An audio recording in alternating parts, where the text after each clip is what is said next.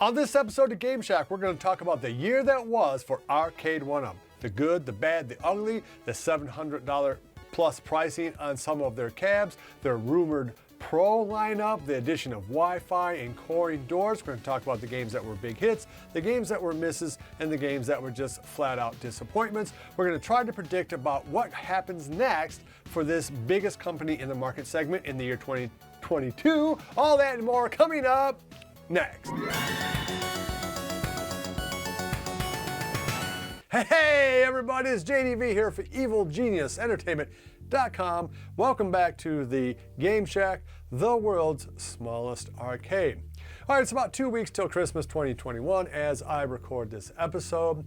I've been thinking about all the companies because I want to do a little recap on iArcade and AtGames, and of course this, the big fella in the room, the Arcade1up company.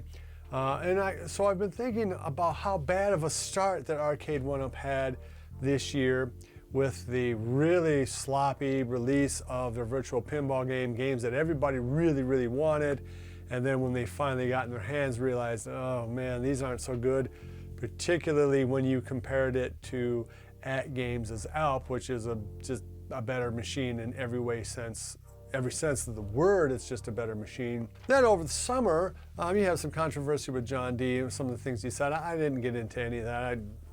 I didn't pay any attention to it, and I still don't really care about any of that, but I do care about these legacy cabs that they released, and those too were kind of a disappointment, and because none of them had Wi-Fi, and particularly in the fighting cabs in the Mortal Kombat and Street Fighter game, they had those raised gull wing edges on the sides of an already smaller than normal control panel. That was just absolutely dumb, and everybody who plays in this community knew that it was dumb. It should have been obvious to them that it was dumb. Now, I enjoy my legacy Namco Pac-Man. To me, it's the best machine up until the class of '81 got released in terms of a 12-in-1 kind of multi-cade approach. But in those fighting games, having those raised wings, that was a real downer. Where the marquee was for the Mortal Kombat, so if you were a taller player, you just simply could not see the screen at all. The inability to play people online was a real bummer. But all of that kind of got forgotten about when Big Blue came out there and started to reverse the fortunes for Arcade1up. Now, no one's going to shed any tears for Arcade1up. They're still the biggest company in this market segment by a wide margin, so they were still going to make money even after things like the Babycade and Pac-Man Projector fell on their butt. But it was really only until Big Blue that people went, oh, now that is something that I really kind of want, even if I'm only a marginal Street Fighter fan, just because the game looks so beautiful. It was the first game from Arcade1up that really was tall, that had that big, beautiful marquee, it had the slanted control deck, light up plexiglass, and most importantly, it had the ability to play other people online. And I probably will end up picking up a Big Blue used at some point just so I can jump online and play some of you guys. In fact, if I had reliable Wi-Fi and high-speed Wi-Fi, I probably already would have bought the Big Blue, but I don't, so I haven't yet. But anyway, just a great game, and clearly a step forward in terms of what Arcade1up was doing. Then, we get some of these newer partycades and countercades that have, better screens, have nice controls, have nicer game lineups, they have headphone jacks. Now, none of them have Wi-Fi. I'm guessing that's going to be something we see in 2022, at least maybe. But we begin to see some lower tiered or lower priced products coming out of Arcade1up that were actually very good. For what they were. Like the Defender Partycade that I have is a great little machine and maybe is the best bang for buck in a branded cab, particularly a slightly smaller form factor cab. So they began to doing some things right, and then then we start to see some footage of Killer Instinct, and we know that that's not going to be pure vaporware.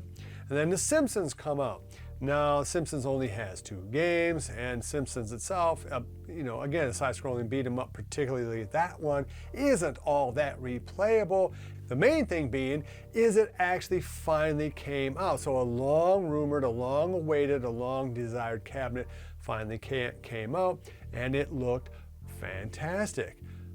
Then the cream of the crop, the cherry maybe of anything that came out this year from Arcade1up, Tron started to hit people's hands, and people were just blown away by this cab. Now, I'm old enough to have seen Tron in the movie theater, and I can tell you, be able to see that movie and play that video game at the time was a great one to punch. Tron video game itself, I think, went on to sell something like 10,000 copies. I mean, so a massive success in terms of the actual real arcade.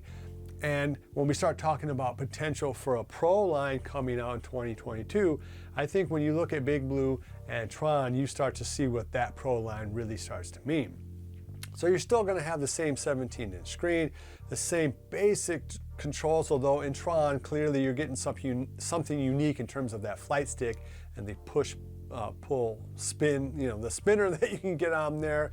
But you also get the black light, the headphone jack, the glow-in-the-dark paint or reactive paint, the ability to put your scores online, in Big Blue to be able to play people online, the much taller form factor. Now, on the negative side, we still see the same negative quality control things from Arcade1up, people's marquees being unevenly printed, or controller deck protectors being cracked because the factory screwed down the screw too hard, scuffed up paneling and things like that.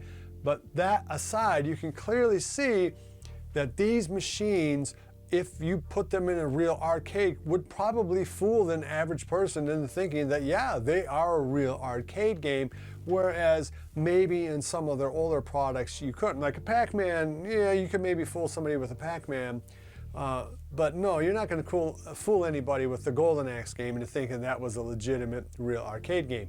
But Big Blue and Tron, yeah, those are starting to look like it. So what would a Pro line look like moving forward into 2022? Well, personally, I think that the 17-inch screen works pretty well with vertical games, doesn't work as well with horizontal side-scrolling games, particularly if it's 2 to 4 player. I think that's just too small of a screen size. So I hope that we'll be seeing a 19 or 20-inch screen, maybe even more, from Arcade1up in their Pro line. Will we see better controllers? You would think so. I mean, it doesn't take a lot of money to get into better controllers. That said, I think the controllers are kind of much maligned in Arcade1up. I don't have a problem with them. I'm not a pro player or anything, but by and large, they do get the job done. But if you are a pro level player and you want some sandwall style joysticks without having to go in there and put them in yourself, it would be nice to have a product available. So I can see their Pro line being the exact same maybe cabinet that their step down line is, but with a big, like a 19-inch monitor and better controls. So kind of like you can see in the world of new cars and new cameras, new video cameras, you often see that tiered pricing where like you have the A car where it's fully loaded. You get the air conditioning, seat warmers, the best radio the company has, the best tires, it's all tricked out all the way down to the base model of that car, which will just have a lot fewer creature comforts and won't have maybe as much power. And I think maybe that is something that Arcade1up is starting to look at in terms of how they separate their own products. I mean, you can kind of see that now in terms of how the party Ks are differentiated from the 3/4 games and how the legacy games are a little different than the non-games. One thing I hope that happens for all of Arcade1up products going forward, and indeed any arcade product from any company, is that we start to see real printed plastic coin doors, 3-dimensional on every machine, and Wi-Fi. Now, there's a whole lot that has to go into Wi-Fi to make it happen.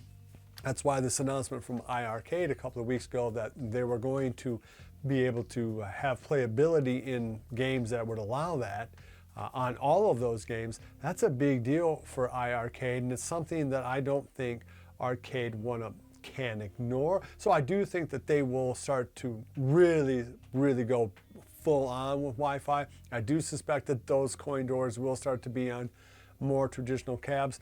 It's hard to say if they're going to go back and fix some of the things that are clearly wrong. If you look at Kong's or Us's video about Tron, you know, for $700, gee, it should have a coin door, particularly when it's just a big black empty, you know, front panel there. That should have something on there. Of course, nothing's going to be perfect. No camera is, no car is, no product is perfect, no TV is perfect. But for that kind of money, given the way the rest of the class is priced out, I think that people will expect that, particularly in a pro line. Like if you're spending $1,000 on a product and it's coming scratched and scuffed, you're a lot more likely going to be upset than if you had only spent $350 on. So I guess to wrap up this episode, I would say that Arcade1up has done a very good job of pulling their fat from the fire. They just had a really disastrous first half of the year, in my opinion.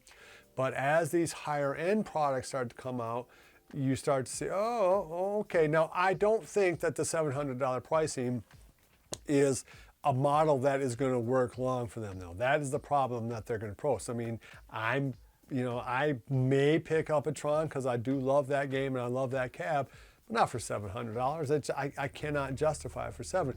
If it was $500, you know, sure, I start to think about it. If it's $400, it's an immediate buy.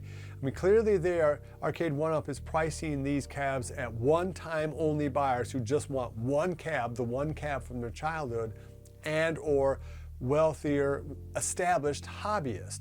I mean, you know, you're a lot more likely to spend $350 on a Miss Pac-Man at Walmart because your girlfriend or wife likes Miss Pac-Man than you are for $700 on yourself for a Tron game that only has 2 games. It's just that these products are priced too high. You have guys like, you know, unqualified critics sitting there saying, I'm not buying any of these cabs. It's just too expensive. It's too expensive for a casual hobbyist or even a fairly gung-ho hobbyist. The other big problem that Arcade1up has is they've sort of exhausted all of those 80s games. I mean, there is only so many ways you can repackage Pac-Man, Galaxian, and Galaga. So to wrap it up, I don't know. I think they had a good year. I think all told, they probably did have the game of the year, which is going to be Tron. I mean, that is just a flat-out amazing looking game. I mean, followed closely by Big Blue. I think those are 2 real candidates for a cabinet of the year. So that's a good sign. The higher pricing is not a good sign, and I think it is something that will ultimately drag down Arcade1up because casual hobbyists cannot spend $3,500 to get 13 games. And that's what you'd be getting if you bought all 5 of those $700 plus games. It's not enough return on investment. Only very wealthy or very serious hobbyists would be able to afford that. So I think that we'll hopefully see this pricing come back a little bit down to earth. I think that the big thing going forward in 2022 for all of these companies is going to be IPs. New, old IPs. Who can score Donkey Kong?